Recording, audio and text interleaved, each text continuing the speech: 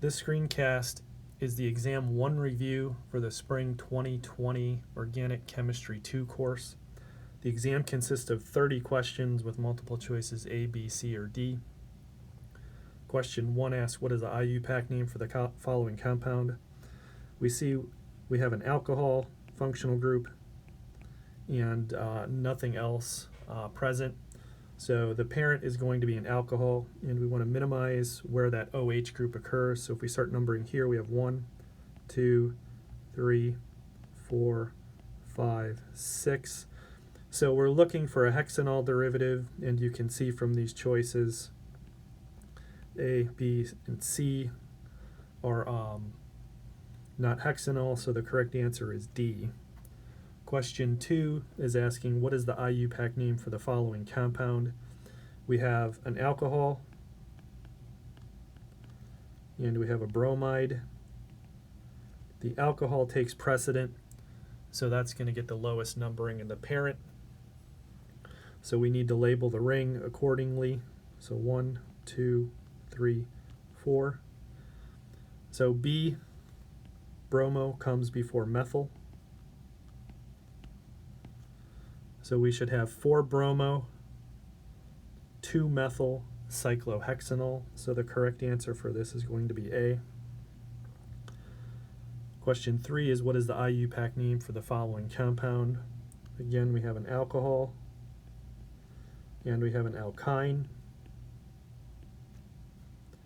So the alcohol takes precedent in the numbering.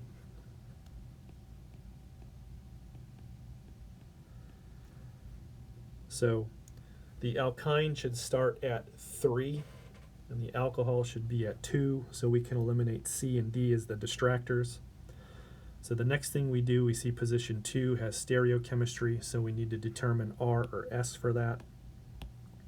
So the OH group is 1, the hydrogen is 4, carbons 1 and 3. We have to decide between the two of those. 3 gets the priority, will be 2, and then 1 will be 3. So we can see that we're going counterclockwise, and that should be S. So the correct answer for this one will be B. 4, what is the IUPAC name for the following compound? And we can see that this is a diol. We have 2 alcohols, so this is going to be a diol. In a 5-membered ring, there's stereochemistry present, so let's go ahead and determine what the stereochemistry is. If we look at this position here, the alcohol is 1. We have a hydrogen going back, that's 4. So we have carbon and carbon, the carbon bearing the OH group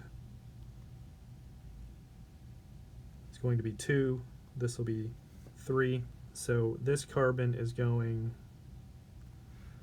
counterclockwise, so that's going to be S.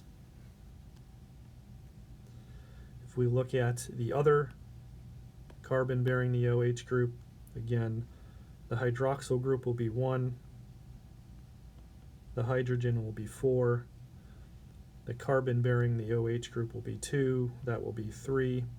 So in this case, we're going clockwise, but the 4 group is pointed towards us, so we reverse that and we then get S. So we should have 1S, 2S, and our correct answer for this one will be D.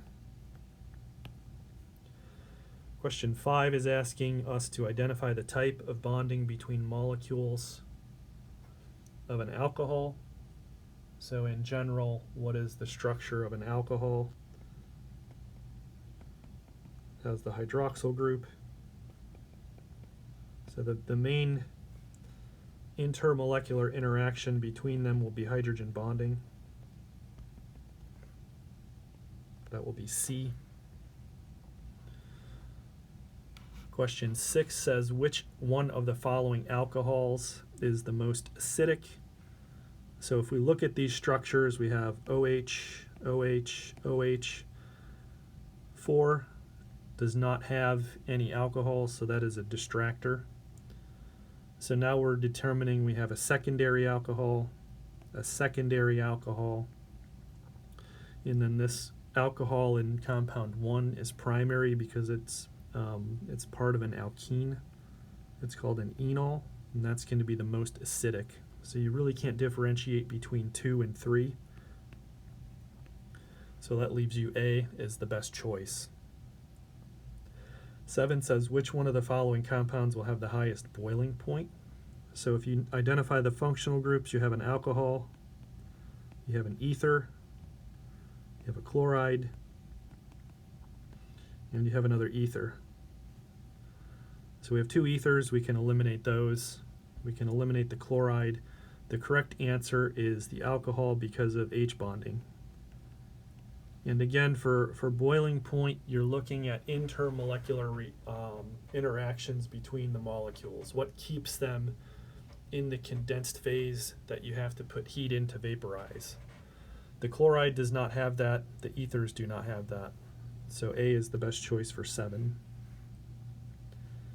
Question 8 is predict the product for the following reaction. And we're starting with an ether. We're treating that with an acid. And what are we doing? We're cleaving these 2 bonds here. Each carbon bearing an oxygen is sp3 hybridized, so it'll undergo an SN2 reaction, so you'll end up with ethyl bromide and propyl bromide. So that's going to be B is the correct answer. You're going to get 2 bromides out of this reaction. Question 9 says predict the product of the following reaction. We have E2-pentene plus MCPBA. And so it's best to draw out the structure of what E2-pentene is, and from that we'll see that E basically means trans. So let's draw our alkene. We need to have it trans, so we have 1, 2, 3, 4, and 5. So that means E.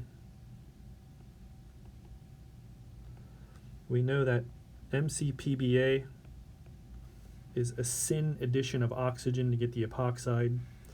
So if we look at that, we're going to see that D is the best choice.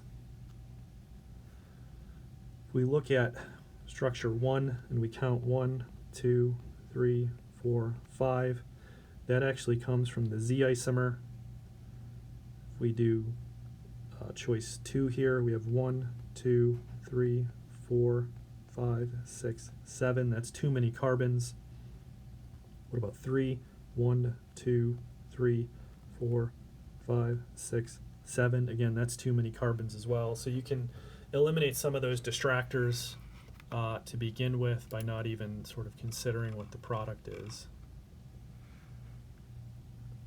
Question 10 says predict the product of the following reaction.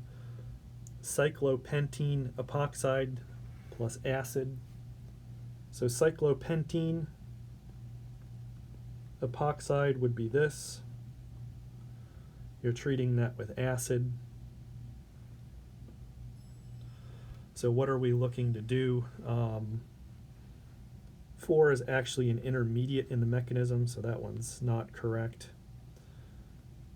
A is not correct either because this reaction is going to produce a diol. And based on 4 being an intermediate in the reaction, we should get a trans relationship between the 2 alcohols of the diol, so we can eliminate B, and C will be the correct answer.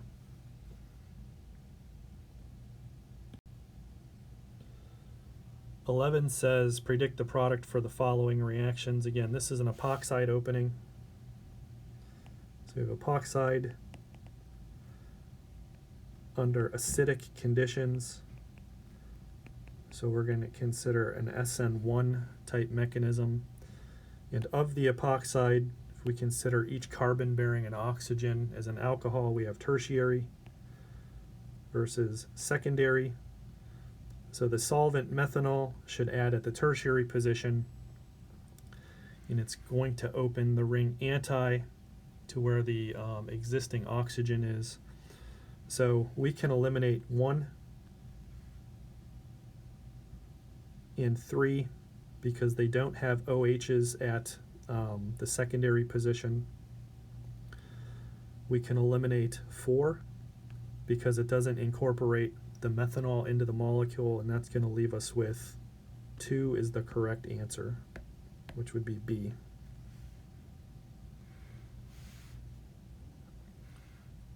Again, we're predicting the product from an epoxide reaction.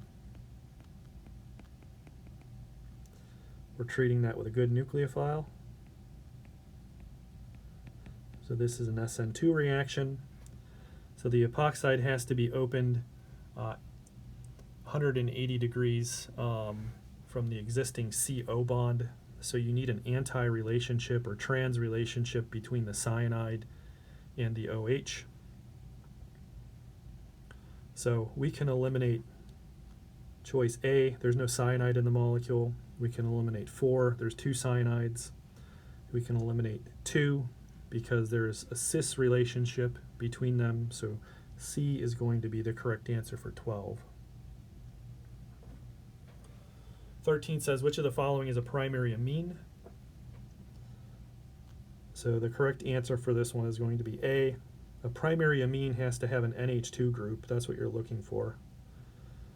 So here, this one is a secondary, this one's tertiary, and this one's tertiary as well. 14, what is the IUPAC name for the following compound? So it's definitely an amine. So if you look at the substituents, you have ethyl, and you have ethyl, then you have a butyl. The butane ring is bonded to the 2 position, so that's going to get the longest parent name of the amine, so it is going to be 2-butanamine. And then the 2 ethyl groups are bonded to that nitrogen, so NN-diethyl, so D is our correct answer here.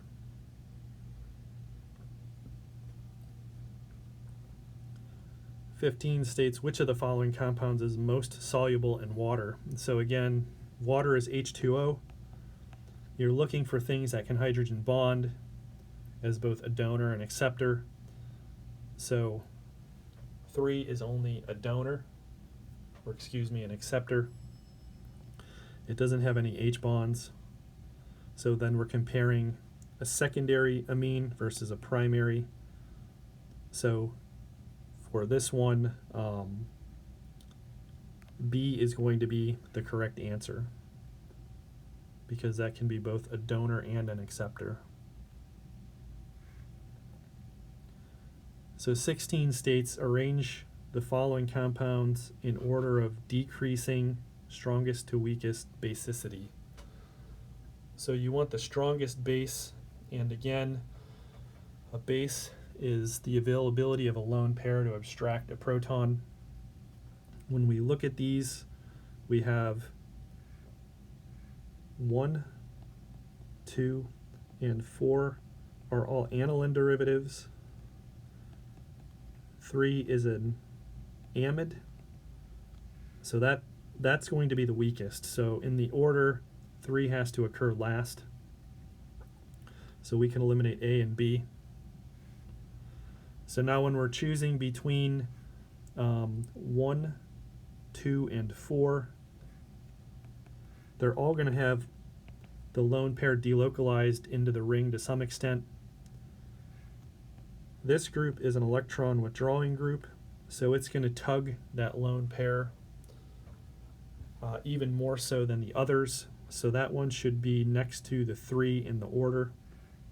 So when we're comparing C and D, we can see that C is the best choice.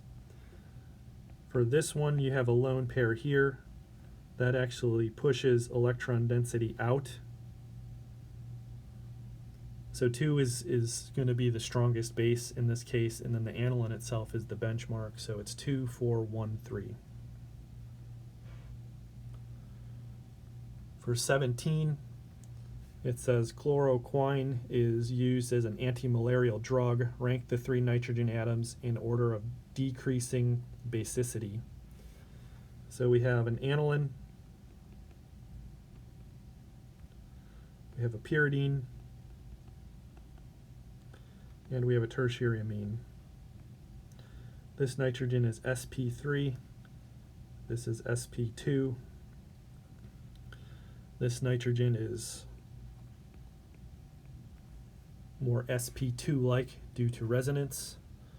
So a tertiary amine with sp3 hybridized nitrogen is always going to be the most basic, so we're looking for 3 to be first in the order so we can eliminate B and C. So of the next two, the pyridine sp2 nitrogen is going to be more basic than the aniline because the lone pair of the aniline is delocalized into the ring. So the order should be 3, 2, 1, and that gives us D.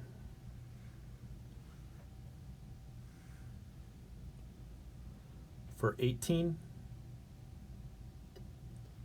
we have predict the product of the following reaction. So hexane nitrile, you want to draw that out.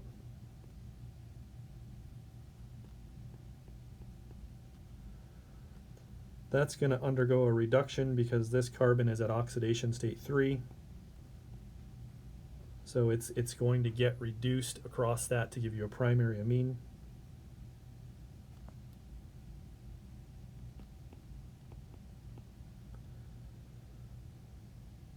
So the carbon is now at oxidation state 1. We get the primary amine. So the correct answer for this one is just matching up. It's going to be B. We look at 1, we have 1, 2, 3, 4, 5 that doesn't have enough carbons. This, no reduction has occurred. And in 4, this has been a hydrolysis, not a reduction. So 19 is asking us to predict the product of the following reaction. So we have a primary bromide, that's a good leaving group. We're treating with a good nucleophile cyanide. We're then doing a reduction, and then we're protonating at that point. So what we need to end up with is a primary amine.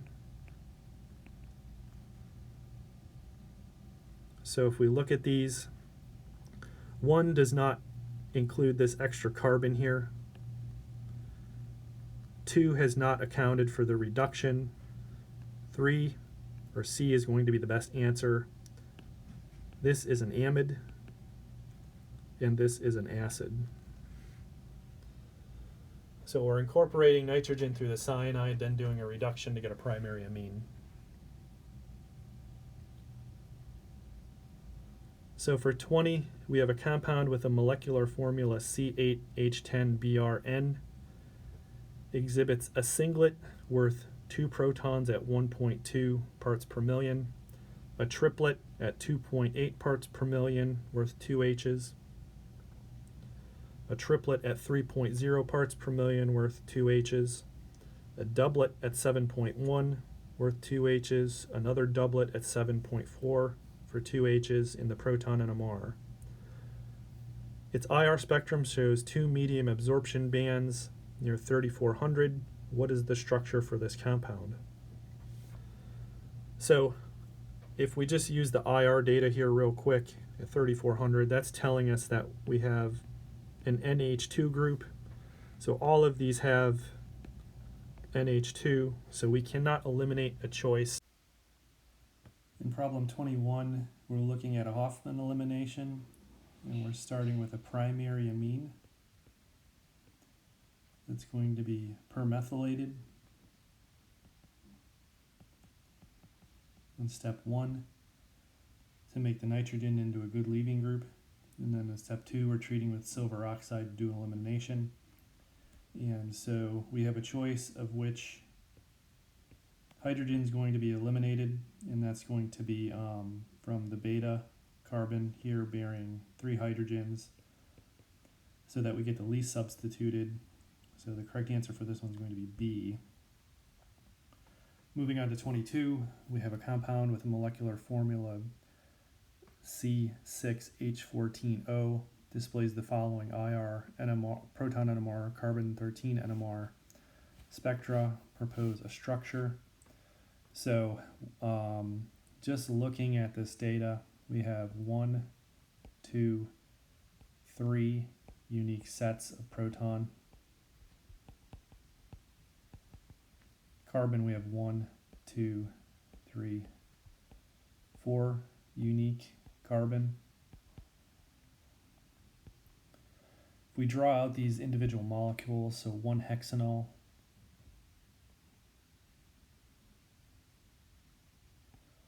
that's going to have 6 unique carbons. That's out. Also, there's no OH stretch in the IR here. 2-aminohexane, that's also going to have 6 unique type of carbon. So that one's out. Also, there's no NH2 stretches in the IR. Then we have tert-butyl ethyl ether and tert-butyl methyl ether. So if we look at those structures, so that's a tert-butyl group. So tert-butyl ethyl ether, that's going to have 4 unique type of carbon. Tert-butyl methyl ether, that's going to have 3 unique type of carbon, so the correct answer for this is C. What is the product when 2-pentanone is treated with sodium borohydride and methanol? So 2-pentanone is a ketone at oxidation state 2, treated with sodium borohydride. That's a 1-stage reductant. So the ketone is going to a secondary alcohol at oxidation state 1. So the ketone is at position 2, so the alcohol has to be at position 2, so the correct answer here is D.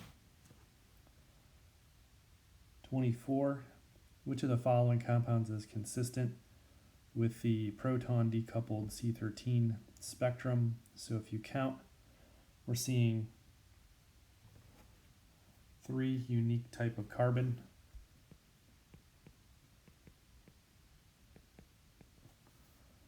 If we look at these individual structures, so structure 1 has 5 unique type of carbon. Structure 2 has 3. Structure 3 has 4. And structure 5 has 4 as well.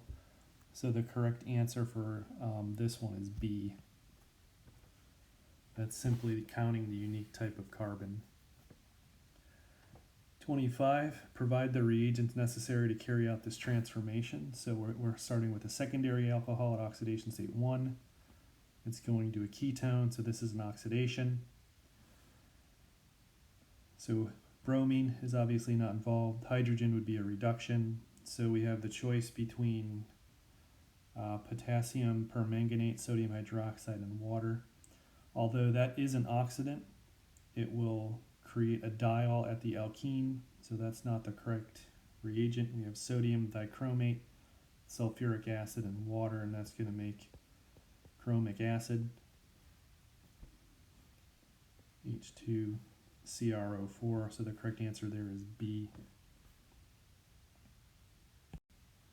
And then moving on to 26, we have predict the product when cis-3-methylcyclopentanol is treated with paratoluene sulfonyl chloride and pyridine, followed by sodium borohydride, or excuse me, sodium bromide. So what is this doing? Let's draw out cis-3-methylcyclopentanol. So we have, say, cyclopentanol. So there's the 1 position, the 3 position. We have the methyl group. So in the first reaction, the alcohol is being activated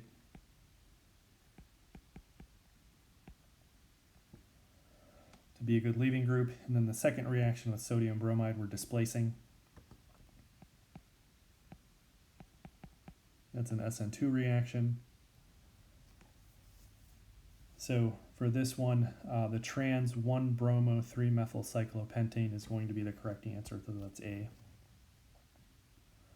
27 says, which of the following could be used to synthesize 1-bromopentane? So if we look at these, the first set of conditions, we have an alkene plus HBr. That's actually going to give you a secondary